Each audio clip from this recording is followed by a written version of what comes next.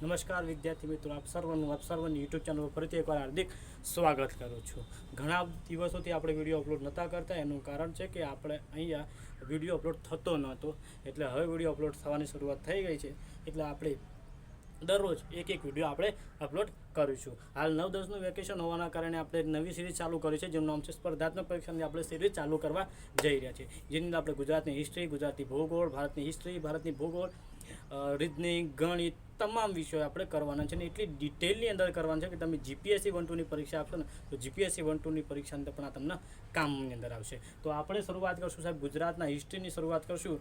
ગુજરાતની હિસ્ટ્રીની શરૂઆત કરીએ એટલે શરૂઆત સાહેબ પ્રથમ પુરુષથી થશે. તો સાહેબ પ્રથમ પુરુષ કોણ છે? પ્રથમ પુરુષની આપણે વાતો કરવાની છે સાહેબ. અહીંયા પ્રથમ પુરુષ મનુથી લઈ મોહનદાસ કરમચંદ ગાંધીથી લઈ શ્રી કૃષ્ણ ભગવાન અને ચંદ્રગુપ્ત મૌર્ય, સમ્રાટ અશોક હોય કે પછી 1857 વિપ્લવ હોય, સરદાર પટેલ હોય, ગાંધીજી હોય, તમામ વ્યક્તિઓની વાત કરવાની છે. શરૂઆત ગુજરાતની વાત કરીએ તો કવિ દાદ કહે છે કે શબ્દ એક શોધું ને સંહિતા નીકળે છે. શબ્દ એક શોધું ને સંહિતા નીકળે છે. કૂવો એક ગોદું ને સરિતા નીકળે છે. કૂવો એક ગોદું ને સરિતા નીકળે છે. અલગ તાસીર છે આ ભૂમિની, અલગ તાસીર છે આ ભૂમિની. મહાભારત વાવું ત્યાં ગીતા નીકળે છે. મહાભારત વાવું ત્યાં ગીતા નીકળે છે. જો આજે પણ જનક જેવો રાજા જો હળ હાંકી દે તો જમીનમાંથી આજે પણ સીતા નીકળે છે. એવી આ ભૂમિ છે, ગુજરાતની ભૂમિ છે. આ ગુજરાતની ભૂમિની વાતો કરીએ, બરાબર. આપણે ગુજરાતની વાતો કરીએ તો સાહેબ શરૂઆત આપણે કરીશું મનુથી. તો સાહેબ એવું કહેવામાં છે કે સપ્તર્ષિ જે ઋષિઓ તે સપ્ત ઋષિઓની અંદરથી એક સપ્ત ઋષિની અંદરથી ધીરે એક દીકરાનો જન્મ થયો. દીકરો એટલે કોણ હતો સાહેબ? મનુ.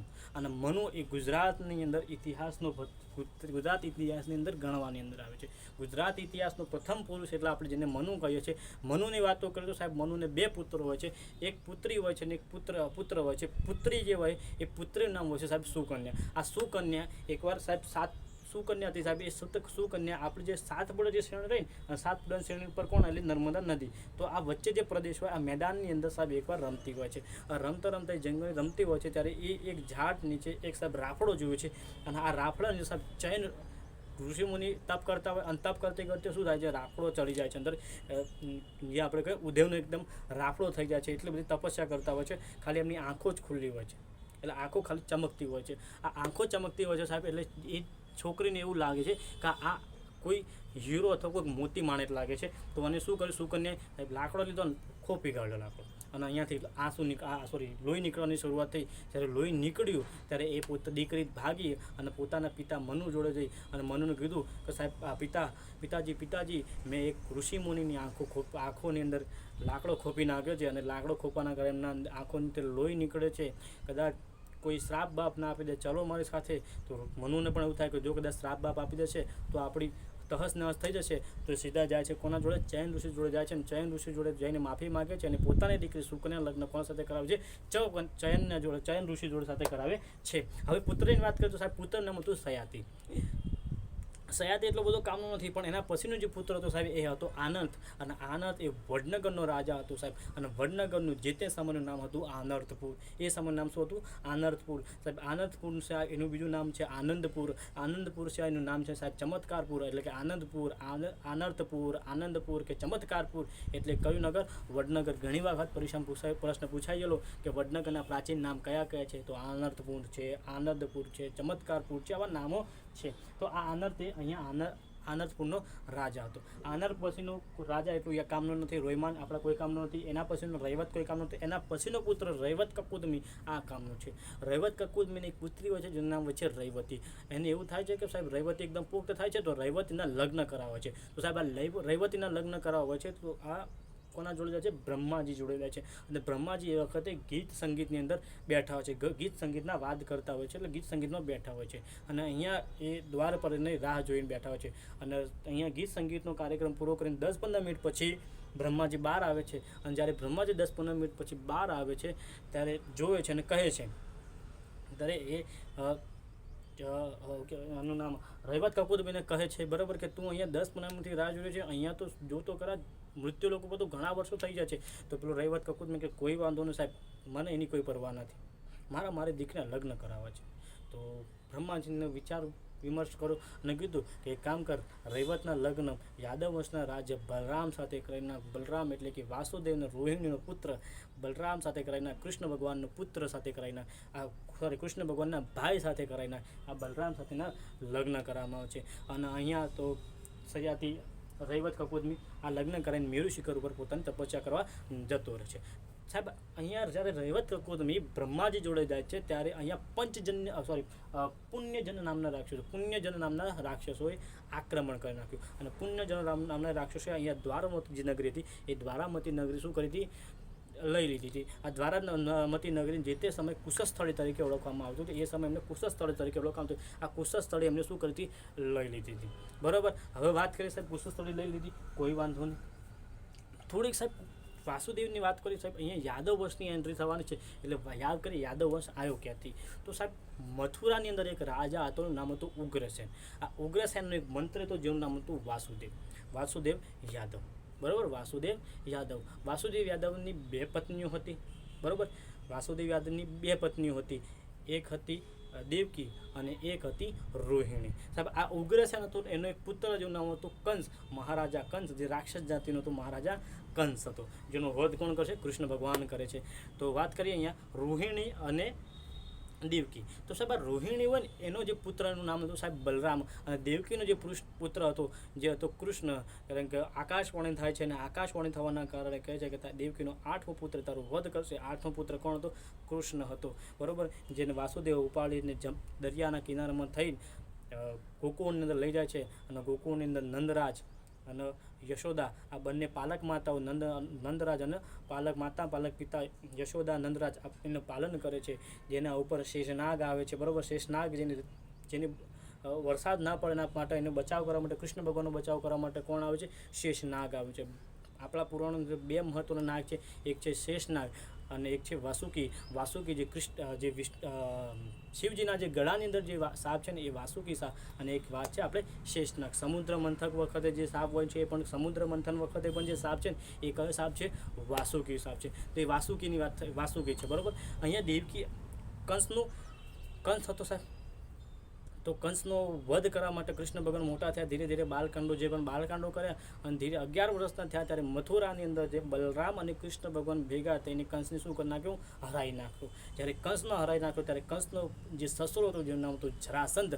આ જરાસંધને ખબર પડી કે મારા જમાઈને લોકોને મારી નાખ્યો છે, તો મથુરા પર જ્યારે એ લોકોએ હરાઈને રાજ કરવા માંડે તો જરાસંઘે મથુરા પર વારંવાર આક્રમણો કર્યા અને કૃષ્ણ ભગવાન અહીંયા એનાથી કંટાળીને અહીંયાથી નાસી ગયા, અહીંયાથી રણ છોડીને નાસી ગયા. બરાબર. એટલા માટે કૃષ્ણ ભગવાનનું નામ પડ્યું રણછોડ રાય નામ પડ્યું. અને રણછોડ ધીરે ધીરે આગળ વધીને ક્યાં આવે સાહેબ, દ્વારામતી આવે છે. આ દ્વારામતીની અંદર જ્યારે આવે છે ત્યારે પુણ્યજન રાક્ષસોને યાદવ શું કરે છે, હરાઈ નાખે છે અને પોતાની એક નગરી દ્વારકા નગરીની રચના કરે છે. દ્વારામતીની નગરીની રચના કરે છે, કૃષ્ણ ભગવાનની નગરીની રચના કરે છે. હવે એમના જોડે પૈસા તો હતા નહીં, તો પૈસા લાવવા ક્યાંથી, તો સાહેબ શું થાય છે કે જ્યારે એ દ્વારામતી જતા હોય છે, જ્યારે કુશસ્થળી તરફ જ્યારે જતા હોય છે ત્યારે જોવે છે કે એક નરકાસુરનો રાક્ષસ હતો. આ નરકાસુર રાક્ષસનો બહુ 2 અલગ અલગ પ્રકારના શોખ હતા.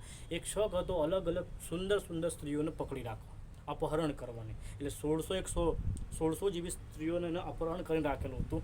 અને સાહેબ એક બીજો શોખ હતો ખજાનો હીરા મોતી લાવવાનો. તો ખજાનો હીરા મોતી અને જે 1600 અપ્સરાઓ એ પકડીને રાખેલી હતી. અને બરાબર. તો નરકાસુર અને કૃષ્ણ ભગવાનનું યુદ્ધ થાય છે. નરકાસુરને હરાવે છે અને બધો માલ સામાન લઈ લે છે. અને જે 1600 અપ્સરાઓ હતી, તો હવે એમ કહે છે કે સાહેબ કૃષ્ણ ભગવાન છે કે અમારું તો કોઈ રણી ધળી નથી.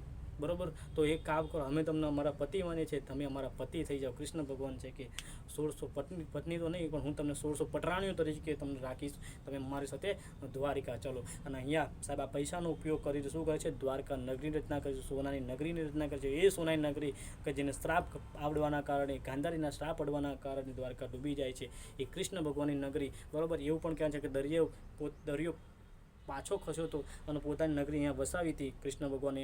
બરાબર. જે તે સમય દરિયાનું જે વ્યાજ મળતું નથી એટલે દરિયો શું કરે છે, પોતાની જમીન પાછી લે છે અને દ્વારકા પાછી જતી રહે છે. એવું પણ ઘણી જગ્યાએ કહેવામાં આવેલું છે. તો અહીંયા કૃષ્ણ ભગવાનની આપણે વાત કરીએ, 1600 પટરાણીની વાત કરી.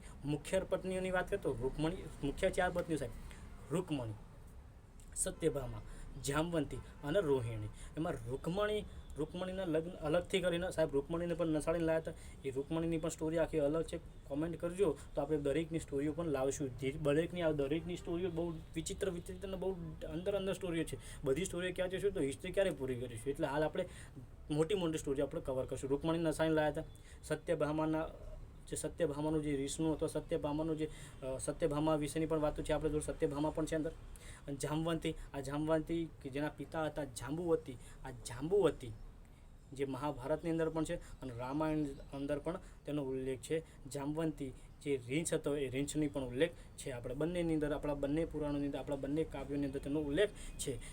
તો રૂકમણીનો પુત્ર યાદ રાખવાનો તમારે સાહેબ. આ રૂકમણી હતો એ રૂકમણીનો પુત્ર હતો પ્રદ્યુમન. આ પ્રદ્યુમનનો પુત્ર હતો સાહેબ અનિરુદ્ધ. આ અનિરુદ્ધ હતો. એ અનિરુદ્ધને એક છોકરી હતી સાહેબ જેનું નામ હતું ઉષા. આ ઉષા એને બહુ પસંદ કરતી હોય, બરાબર. તો હવે ઉષા શું કરે છે? તો ઉષા એની બેન પણ ચિત્રલેખા એટલે ગંધર્વ હોય છે. ઉષા, ચિત્રલેખા અને નારદ ભેગા થઈને શું કરે છે? અનિરુદ્ધનું અપહરણ કરે છે. ઉષાનું અપહરણ નહીં, અનિરુદ્ધનું અપહરણ કરે છે. અને અનિરુદ્ધનું જ્યારે અપહરણ થાય છે, બરાબર, આ અનિરુદ્ધ અપહરણની આખી જે ડિટેલ છે આપણને ક્યાંથી મળે? અનિરુદ્ધનું અપહરણ થાય છે, પછી એના રાજા અંગત સાહેબ કૃષ્ણ ભગવાનનું યુદ્ધ થાય છે, પરપુત્ર લઈ જવાના કારણે યુદ્ધ થાય છે. ઘણી બધી ડિટેલ છે પણ આપણે એની વાત નથી કરશું. પણ અનિરુદ્ધની વાત શા માટે કરી મેં? તો કારણ કે સાહેબ અનિરુદ્ધ અને આ ઉષાના લગ્ન સુધીની, અપહરણથી લગ્ન સુધીની જે વાતો રહી એ પ્રેમાનંદે એક કાવ્યની અંદર, એક રચનાની અંદર કર્યું છે જેનું નામ છે ઓખાહરણ. આ ઓખાહરણની અંદર સાહેબ જેનું નામ છે ઓખાહરણની અંદર શું કરેલું છે? વર્ણન કરેલું છે. એના સિવાયની સાહેબ થોડી ઘણી વાતો કરી નાખી. આપણે આ વાત કરી નાખી ખજાનો, સ્ત્રીઓની વાતો કરી. પાંડવની વાત કરીએ તો સાહેબ ધીરે ધીરે મહાભારતની અંદર કૃષ્ણ ભગવાન આવે છે. પાંડવોનો રાજસૂય યજ્ઞ કરે છે. પેલો જરાસંઘનો જે બદલો લેવાનો હતો ને, આતા માટે સટકી દે ને કૃષ્ણ ભગવાનની કે તેરા તો બદલા મેં લૂંગા, દાદા કા, બાપ કા, ફૈઝલ સબકા બદલા લેગા. એ સબકા બદલા કૃષ્ણ ભગવાન કે હું લઈશ. એટલે કૃષ્ણ ભગવાન જરાસંઘને મારવા નથી માગતા, એટલે મારવા અલગથી માગતા હતા, બરાબર. તો હવે શું થયું ખબર? રાજસૂય યજ્ઞની અંદર સાહેબ રાજસૂય યજ્ઞ કર્યું એટલે ઘોડો છોડતા હતા કે જેટલા ઘોડાની અંદર જાય, ઘોડાની અંદર કોઈ રોક એના સાથે યુદ્ધ કરવાનું, એની ભૂમિ પણ આપણે ઘોડો જે જગ્યાએ પસાર થાય એ બધું આપણા અંદર આવશે. તો આ બધું કરવાનું તો કોઈ વાંધો નહીં. ધીરે ધીરે ઘોડો બધી જગ્યાએ પસાર થઈ જાય, બરાબર. અને જરાસંઘ વારંવાર ઘોડાને પકડવાના કારણે ભીમ અને જરાસંઘનું દ્વંદ યુદ્ધ થાય છે. અને કૃષ્ણ ભગવાન કહે છે કે એક લાકડી લઈને કૃષ્ણ ભગવાન લાકડી ચીરીને બે બાજુથી આ બાજુ ફેંકે, એક આ બાજુ ટુકડો, એક આ બાજુ. ભીમ પણ જરાસંઘના બે ટુકડા કરીને એક આ બાજુ ને આ બાજુ કરી ફેંકી દે છે અને જરાસંઘને હરાવે છે અને જરાસંઘનો હવે તે નાશ કરાવે છે. બીજી એક વાત કરીએ સાહેબ રાજસૂય યજ્ઞની અંદર. રાજસૂય યજ્ઞ હતો. એ રાજસૂય યજ્ઞના મુખ્ય મહેમાન તરીકે કોણ હતા? કૃષ્ણ ભગવાન હતા. રાજસૂય યજ્ઞના મુખ્ય મહેમાન તરીકે કૃષ્ણ ભગવાન હતો. અને અહીંયા રાજસૂય યજ્ઞની અંદર કોણ આવતો? એક વ્યક્તિ આવતો જે તો શિશુપાલ. આ શિશુપાલ એટલે એ વ્યક્તિ કે શિશુપાલ અને કૃષ્ણ ભગવાન એ પણ ફઈના સમથિંગ દીકરા થતા હોય, ફઈ માણાના દીકરા કદાચ થતા હોય છે, એવું કોઈ અંદર છે. તો યાદ રાખો, જ્યારે આ શિશુપાલનો જન્મ થાય છે ને, ત્યારે શિશુપાલનો સાહેબ બધા રમાડવા જાય છે, ત્યારે બલરામના બધા જાય છે, તો બલરામ રમાડતા હોય છે. પછી કૃષ્ણ ભગવાનના હાથે આવે છે અને એના વખતે એક શ્રાપ થાય છે કે એના માથા પર, શિશુપાલના માથામાં એક મણી હોય છે. અને એ શ્રાપ વખતે જે દેવી હોય એ દેવી કહી જાય છે કે આ મણી જેના હાથમાં ગાયબ થઈ જશે ને, જેના જોડે જશે ને ગાયબ થઈ જશે ને, એ એનો વધ કરશે. તો આ મણી જ્યારે કૃષ્ણ ભગવાન શિશુપાલને રમાડતા હોય તો મણી ગાયબ થઈ જાય છે. અને જ્યારે મણી ગાયબ થઈ જાય એટલે એની માતા ચિંતિત થઈ જાય, એને ખબર પડે કે આ મારો પુત્રનો વધ કરશે. એટલે કૃષ્ણ ભગવાને કહેશે કે હે વાસુદેવ, મારા પુત્રની 100 ભૂલો તમે એને માફ કરજો, બરાબર. એને તમે મારતા નહીં, એની 100 ભૂલો માફ કરજો. કૃષ્ણ ભગવાન કે કોઈ વાંધો નહીં, હું એની 100 ભૂલો તો અવશ્ય માફ કરીશ. અને શિશુપાલ અહીંયા રાજસૂય યજ્ઞની અંદર વારંવાર અપમાન કરે જાય. ટોટલ 99 ભૂલો કરી નાખ્યો છે. અને એક ભૂલ બાકી. જ્યારે કૃષ્ણ ભગવાન કહે છે કે બસ હવે થોભી જા શિશુપાલ, હવે થોભી જા, નહીંતર હું તારો વધ કરવા મને વિમર્શ ના કરે, તારી માતા ને તારા શબ પર રોવા માટે વિમર્શ ના કરીશ મને, બરાબર. છતાં પેલો ના જે બોલવાનું એ બોલી નાખે. અને કૃષ્ણ ભગવાન સુદર્શનથી શું કરે છે? શિશુપાલનો વધ કરી નાખે છે. એક બીજી પણ વાત કરી સાહેબ, સાંદીપનીનો જે દીકરો હતો, આ દીકરાને પંચજન્ય નામના રાક્ષસે કેદ કર્યો હતો. આ પંચજન્ય રાક્ષસને કેદ કર્યો એટલે કૃષ્ણ ભગવાન પંચજન્ય જોડે જાય છે અને પંચજન્યનો વધ કરે છે. અને પંચજન્ય જોડે એક શંખ હોય જેનું નામ છે પંચજન્ય નામનો શંખ. આ પંચજન્ય નામના શંખ ધારણ કરે છે, જેનો ઉલ્લેખ મહાભારતની અંદર છે, બરાબર. તો આવી એક કૃષ્ણ ભગવાનની સ્ટોરી હતી. હવે આપણે ધીરે ધીરે યાદવ વંશથી તો પહોંચી ગયા છે, હવે આપણે પહોંચવાના છે મહાભારતની અંદર. એટલે આપણે પહોંચવાના છે હવે કૌરવો તરફ. અહીંયા મેં તમને એક વાત કરવાનું થઈ ગયું કે વાસુદેવની એક બહેન હતી જેનું નામ પુથા. આ પુથાને કુંતી ભોજ નામના રાક્ષસે, કુંતી ભોજ હતો, કુંતી ભોજ નામના રાક્ષસે દત્તક લીધી હતી, એટલે એનું નામ પડ્યું હતું કુંતી. એટલે કે કુંતી એ કૃષ્ણ ભગવાનની ફોઈ થાય છે. અને કુંતીના 5 પાંડવો, 5 જે પુત્રો હતા, આ 5 પુત્રો અને કૃષ્ણ ભગવાન વચ્ચે શેનો સંબંધ છે? તો મામા ફઈના ભણ્યાનો સંબંધ કહેવાય. આ મામા ફઈનો છોકરો, મામાના છોકરો પેલા ફઈના છોકરાનો સંબંધ છે, ભાઈઓનો સંબંધ છે ઇન શોર્ટની અંદર. જેની અંદર ભીમ, અર્જુન, સહદેવ, નકુલ, આ બધા જે થયા ને, બરાબર, અર્જુન, પછી આ જે બધા હતા એ બધા 5 પાંડવો, આપણે 5 પાંડવોની પણ વાતો કરીશું, બરાબર. પછી જે 100 કૌરવો થઈ ગયા, બરાબર. ધૃતરાષ્ટ્રની વાત કરીશું. ધૃતરાષ્ટ્રના કારણે જે 100 કૌરવો થઈ ગયા, એ કૌરવની પણ આપણે વાતો કરવાની છે, બરાબર. દુર્યોધનની પણ વાત કરવાની છે. દરેકની વાતો આપણે કરીશું. તો એ કરીશું આપણે આગલા લેક્ચરની અંદર. જય હિન્દ, જય ભારત, ભારત માતા કી જય.